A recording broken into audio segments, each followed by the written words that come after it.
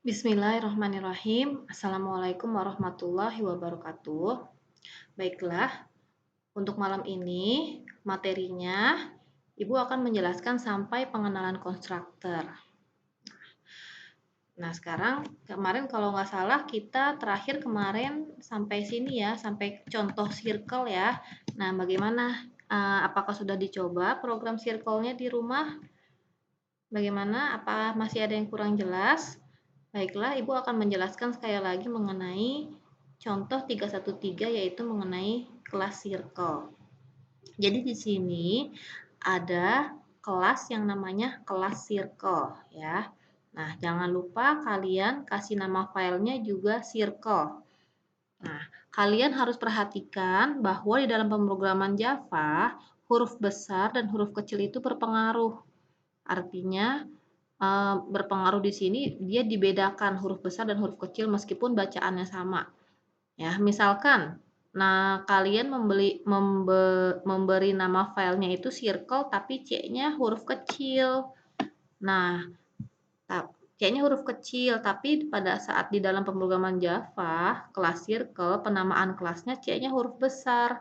Itu nanti akan dianggap dua nama yang berbeda meskipun sama-sama circle karena yang satu huruf C-nya kecil, yang satu huruf C-nya besar. Nah, itu nanti kalau misalkan seperti itu, maka pada saat akan di-compile nanti akan ada bug atau error. Nah, jadi Java itu case sensitif ya istilahnya.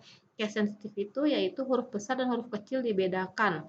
Jadi harus sama persis penamaannya. Huruf besar, huruf kecilnya harus sama persis. Oke? Itu yang harus selalu diingat. Nah, sekarang kita lanjut lagi ke contoh. Di sini ada kelas circle. Kelas circle, nah penggambarannya seperti ini ya, kelas sederhana. Paling atas ini nama kelas dengan dua nama atribut. Dengan dua atribut yaitu pi dan radius. Dan ada satu metode, yaitu metode hitung luas. Nah, atribut pi adalah variabel kelas, sedangkan radius merupakan variabel objek. Untuk mendefinisikan kelas digunakan keyword kelas. Nah, nanti di dalam pemrograman Java-nya, kalau kita mau mendefinisikan kelas, kita harus menggunakan keyword kelas. Diikuti dengan nama kelasnya apa. Kelas circle. Nah, perhatikan kelasnya di sini, C-nya harus huruf kecil, bukan huruf besar ya. Nah, di dalam pemrograman Java itu sendiri, nanti ada yang namanya kelas pengendali ya, yang berisi fungsi utama kelas pengendali atau method main. Nah, sebelumnya kemarin sudah Ibu jelaskan mengenai metode di atas ya, silahkan dibaca lagi. Nah, dalam contoh ini, kelas circle ini nanti dia sebagai kelas pengendalinya atau kelas utamanya karena berisi metode main, fungsi main atau fungsi utama, sehingga nama file programnya adalah circle.java. Jadi nanti yang harus dijadikan nama file di dalam pemrograman Java adalah nama kelas yang menjadi kelas pengendali atau kelas utama. Nah, karena di dalam satu program Java itu nanti bisa terdiri lebih dari satu kelas. Nah, lalu kelas mana nanti yang akan dijadikan nama file? Kan katanya kalau nama file itu harus sama dengan nama kelasnya. Nah, yang dijadikan sebagai nama filenya adalah nama kelas yang dijadikan sebagai kelas pengendali atau kelas utama.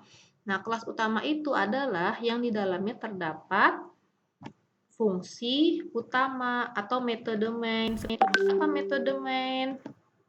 Nah, kita lihat contoh kelasnya. Nah, kelas circle kan seperti ini ya. Nah, metode main itu cirinya adalah dia terdapat keyword public static void main. Nah, apabila di dalam kelasnya itu terdapat public static void main atau method main ini fungsi main, nah ini berarti kelasnya adalah kelas pengendali. Nah, berarti kelas itu Nah, namanya dijadikan sebagai nama file, seperti itu. Karena di sini kebetulan hanya kelasnya cuma satu, kelas circle. Bisa saja misalkan di dalam satu file pemrograman Java misalkan ada dua kelas, kelas circle sama kelas kelas circle sama kelas kotak misalnya. Nah, lalu kelas mana yang dijadikan nama file, kelas circle atau kelas kotak? Nah, yang dijadikan nama file adalah kelas yang di dalamnya terdapat fungsi main. Nah, yang dijadikan kelas pengendali. Ada cirinya yaitu ada public static void main-nya. Seperti itu. Maka nama kelas itu yang dijadikan sebagai nama file. Oke, sampai di sini jelas ya. Nah, sekarang kita lanjut. Sekarang ini tadi struktur kelasnya seperti ini ya. Ada atributnya, ada pi, radius, dan ada warna ya. Nih warna nih dimasukkan ke sini, Ibu lupa sama hitung luas. Nah, sekarang struktur pemrogramannya gimana? Nah, struktur pemrograman Java. Nah, kalian harus perhatikan. Di dalam struktur pemrograman Java itu diawali dengan pemberian nama kelas. Nama kelasnya circle, berarti kelas circle.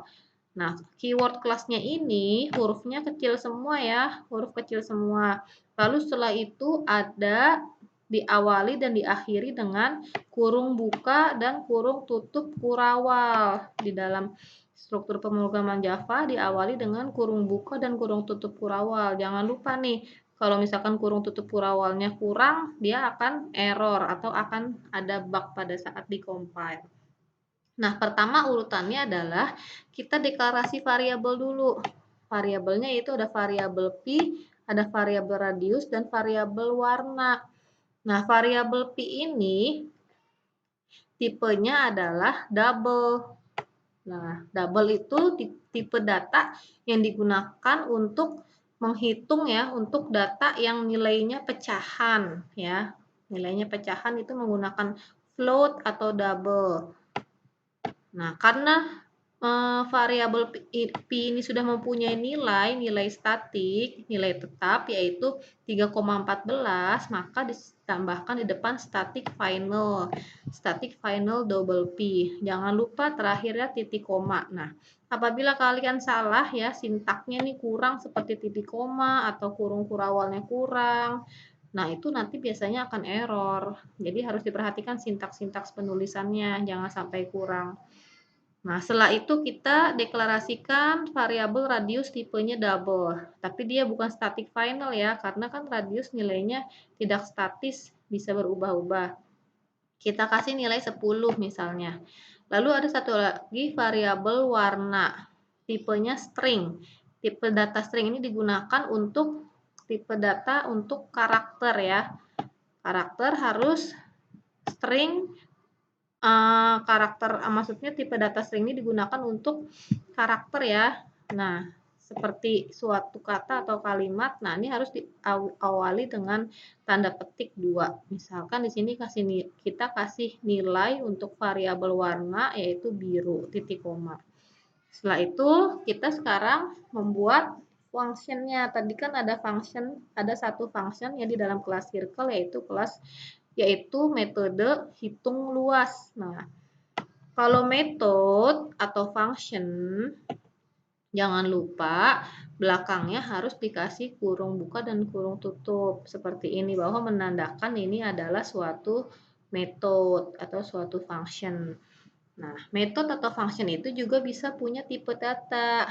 Nah, di sini kebetulan hitung luas tipenya double. Nah, kalau functionnya atau metodenya itu mempunyai tipe data, maka dia harus mengembalikan nilai, yaitu kita menggunakan keyword return, mengembalikan nilai. Diawali jangan lupa, kita pertama deklarasi function, hitung luas, tipenya double. Lalu untuk menuliskan isi functionnya atau isi metodenya harus di dalam kurung kurawal, kurung buka dan kurung tutup kurawal. Kurung buka kurawal kita tulis di sini rumusnya hitung luas pi kali radius kali radius. Return pi kali radius kali radius. Nanti artinya nilai hitung luas ini akan dikembalikan nilainya. Kurung tutup kurawal. Nah, sekarang ada function lagi nih atau metode, tapi di sini function utama, metode main. Nah, seperti yang sudah Ibu jelaskan di atas ya, kalau kalian masih ingat, ini tentang metode. Di sini nanti metode atau function itu ada dua macam nih di sini nih. Nah, di sini kalian baca lagi ada metode kelas, metode objek, dan metode main. Nah, metode main itu tadi yang paling bawah function fungsi main. Nah, public static void main ini adalah metode main atau function utama metode main. Nah, ini cirinya seperti ini. Keywordnya public static void main dalam kurung string arms. Nah, lalu jangan lupa kurung buka kurawal, kurung tutup. Nah, baru di dalam dituliskan listing programnya. Apa gunanya fungsi utama atau metode main ini? Nah, di dalam metode main ini kita akan memanggil objeknya. Kita akan memanggil objeknya. Jadi, di sini kita sebelum kita panggil objeknya harus kita deklarasikan dulu. Bagaimana cara mendeklarasikan objek? Nah, cara mendeklarasikan objek adalah kita panggil nama kelasnya, circle, lalu nama objeknya apa nih? Terserah ya untuk penamaan objeknya. Nah, di sini nama objeknya adalah link. Circle link. Artinya kita membuat suatu objek yang namanya objek link di dalam kelas circle. Circle link sama dengan new circle. Nah, di sini artinya adalah mendeklarasikan objek yaitu objek link. Nah, setelah objek linknya dibuat, baru bisa kita panggil variabel di atas sama function di atas. Nah, di sini kan kita tujuan programnya adalah ingin menghitung dan mencetak nilai dari luas lingkaran dan warna lingkaran. Nah, perintah cetak di dalam pemrograman Java perintahnya adalah system.out.println. Nah, kita cetak luas lingkaran, jangan lupa luas lingkaran di sini karena ini luas lingkaran string, jadi harus kita kasih petik 2 di awal. Luas lingkaran sama dengan, nanti akan tercetak bacaan luas lingkaran sama dengan, plus, separatornya plus ya. Nah, kita mau panggil hitung luas. Luas lingkaran tadi kan hasilnya tersimpan di dalam metode hitung luas. Nah, kita kalau mau panggil metode hitung luas di atas, kita panggil dulu objeknya. Tadi kita kan udah buat ya objeknya namanya link. Maka kita ketik dulu link titik nama functionnya yaitu hitung luas. Jangan lupa ini buka kurung tutup kurungnya, lalu tutup kurung lagi sekali lagi buat nutup yang paling luar. Titik koma, jangan lupa setiap akhir baris statement harus diakhiri dengan titik koma. Nah, kita nyetak luas lingkaran. Luas lingkaran nilainya diambil dari mana? Diambil dari metode hitung luas. Nah, caranya adalah dengan memanggil dulu nama objeknya, yaitu objek link yang telah kita deklarasikan tadi di atas di sini. Nah, setelah itu kita akan mencetak warna lingkaran. System out.println dalam kurung warna lingkaran sama dengan, nah warna lingkaran kita ambil dari variabel warna. Nah, tapi kita tidak bisa langsung menuliskan warna. Nah, kita harus panggil dulu objeknya. Objeknya tadi adalah link titik nama variabelnya yaitu warna. Tutup kurung, terus titik koma. Nah, seperti itu. Jangan lupa sini tutup kurung kurawal dan terakhir tutup kurung kurawal lagi untuk menutup kurung buka kurawal yang paling atas. Nah, ini jangan lupa ya, di dalam pemrograman Java itu harus diawali dengan kurung buka kurawal dan kurung tutup kurawal. Nah, seperti itu. Jadi nanti silahkan di save setelah selesai lalu di-compile dan di-run. Di-compile-nya bisa langsung dari jcreator atau bisa juga dari command.prom. Oke, nanti itu akan ada video satu lagi ya tentang programnya. Di sini kita materi teorinya dulu. Seperti itu penjelasan dari program Circle.Java. Nah, sekarang Ada lagi contoh 314. Kelas to the point yang pertama kemarin setelah kita coba.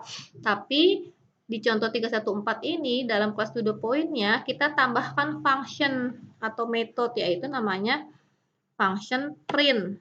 Nah, tapi function print ini tipe void. Depannya void ini artinya tidak mempunyai tipe data. Nah, isinya function print untuk apa? Hanya untuk mencetak. Sistem out println akan mencetak nilai X, koma, dan nilai Y. Nah, tapi kelas to the point ini, oh ya, bagaimana kemarin, apakah ada yang sudah menjalankan kelas to the point? Lalu bagaimana hasilnya? Nah, kelas to the point ini apabila dijalankan, pertama kan di-compile dulu ya. Nah, di-compile dia bisa di-compile. Kalau misalkan nggak ada error, maka hasilnya adalah proses complete.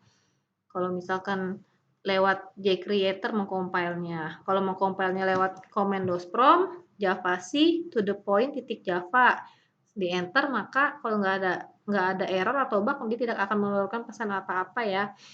Nah, jadi class to the point ini hanya bisa di-compile tapi tidak bisa di-run atau dieksekusi. Kenapa? Nah, pada saat kita mencoba untuk merunnya atau mengeksekusi, nanti dia akan error.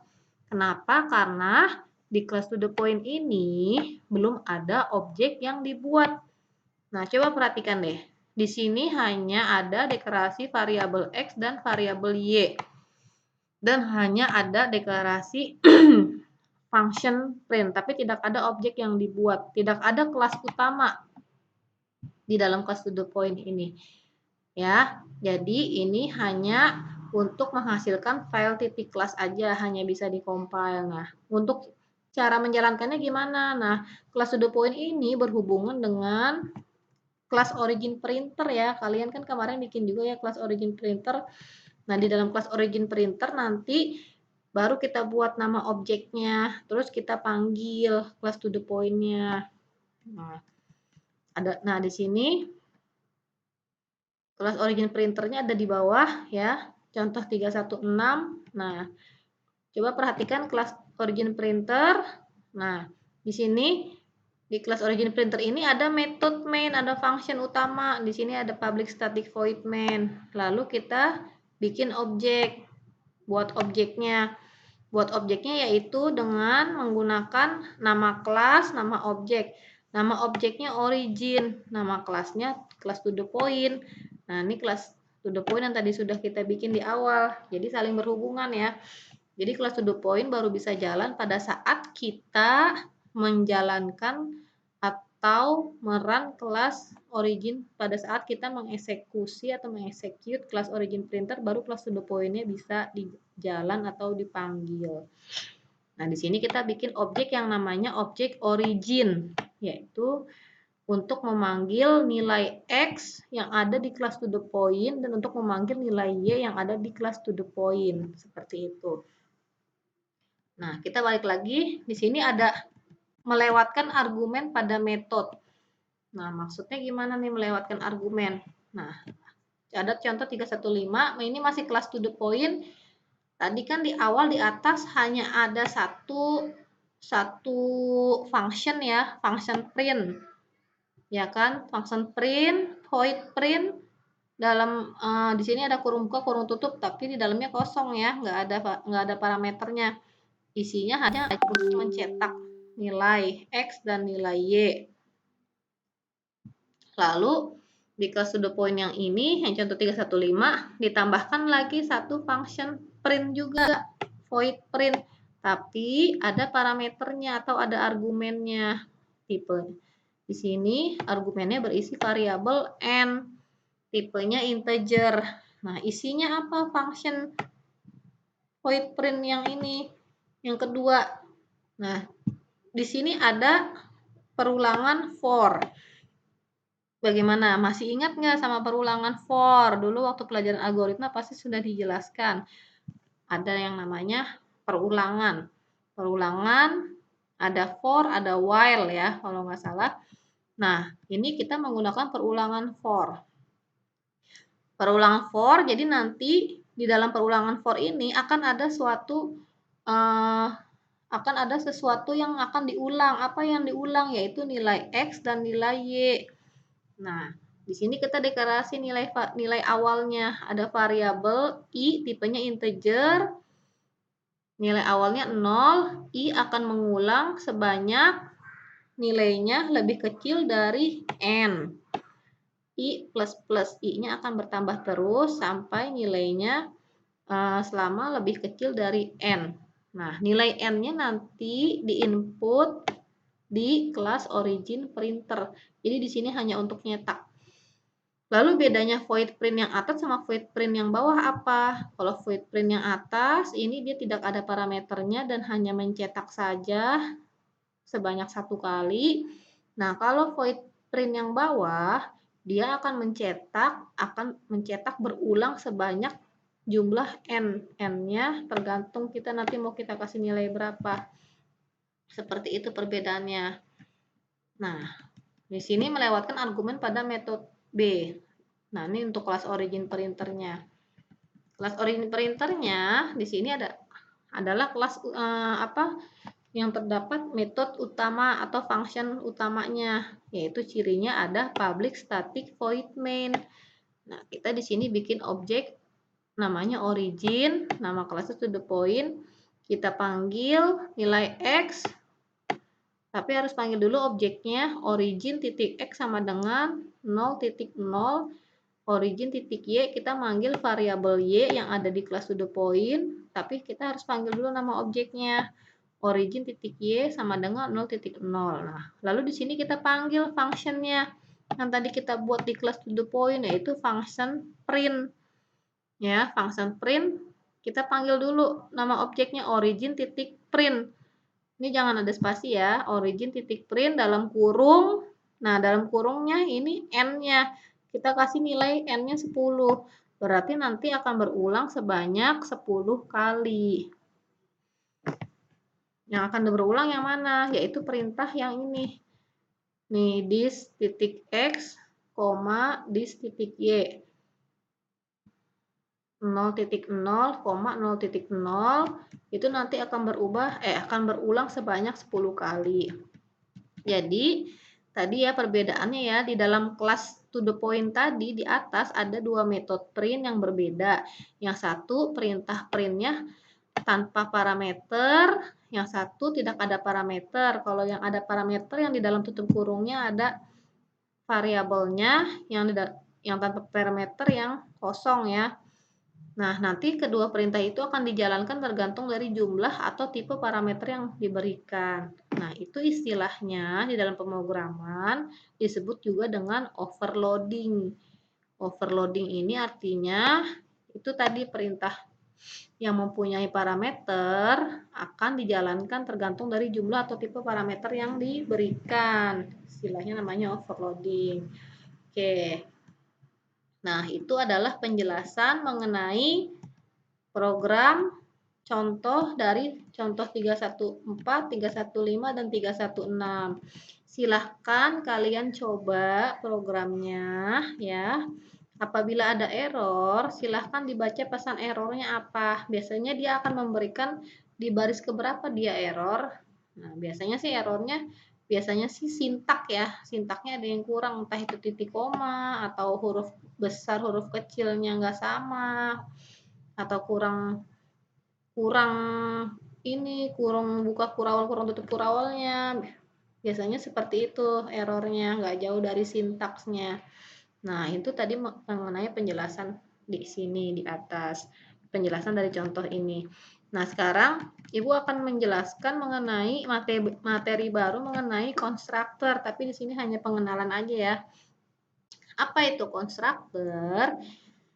Jadi konstruktor ini adalah suatu function ya, suatu function atau suatu metode ya. Jadi dia merupakan suatu function atau suatu metode yang memiliki nama sama dengan nama kelas. Gunanya adalah untuk membangun fungsi yang otomatis digunakan apabila sebuah objek diciptakan. Pada umumnya digunakan untuk memberikan harga awal. Biasanya konstruktor ini digunakan untuk memberikan nilai awal atau harga awal. Nah, ciri-cirinya. Apa sih ciri-cirinya konstruktor? Pokoknya ingat ya, konstruktor itu merupakan suatu function, functionnya itu sama dengan nama kelasnya. Nah, itu pasti konstruktor. Ciri-ciri konstruktor, dia merupakan suatu fungsi atau function ya. Jadi, tetap harus dideklarasikan dan didefinisikan. Nah, nanti nama konstruktor ini akan dipanggil secara otomatis ketika objeknya diciptakan. Jadi, nggak ada pemanggilan fungsi konstruktor. Kalau tadi kan sebelumnya, kalau function harus dipanggil ya. Dipanggilnya caranya nama objeknya dulu baru titik nama functionnya. Nah, kalau untuk fungsi konstruktor, dia nanti akan dipanggil otomatis pada saat kita membuat suatu objek. Nama fungsi konstruktor itu harus sama dengan nama kelasnya.